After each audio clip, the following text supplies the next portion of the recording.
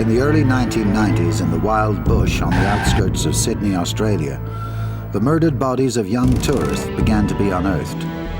The gruesome finds revealed shocking levels of violence with scant disregard for life.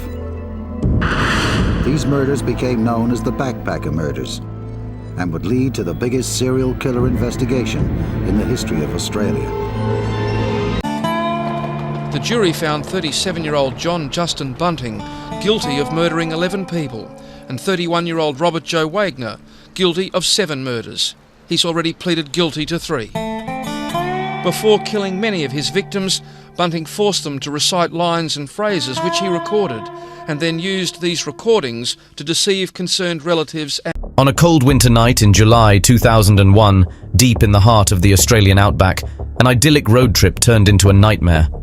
Along the desolate stretch of the Stuart Highway, a place where the silence is only broken by the hum of engines and the whisper of wind, something terrifying unfolded. A van pulled over, a stranger appeared, and moments later, everything changed. One traveller vanished without a trace, while the other emerged from the darkness with a chilling tale of survival. But with no body, no murder weapon, and more questions than answers, what really happened that night became one of the most unsettling cases. This is the heartbreaking case of Peter Falconio.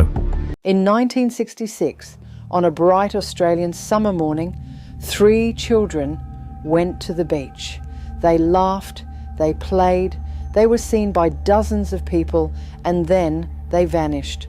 No screams, no witnesses to a crime, no trace, just gone. More than half a century later, Australia is still asking one question: what happened to the Beaumont children?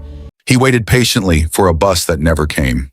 On a quiet December afternoon in 2003, 13-year-old Daniel Morcombe stood beneath an overpass on Queensland's Sunshine Coast, hoping to catch a bus to the local shopping centre to buy Christmas presents for his family.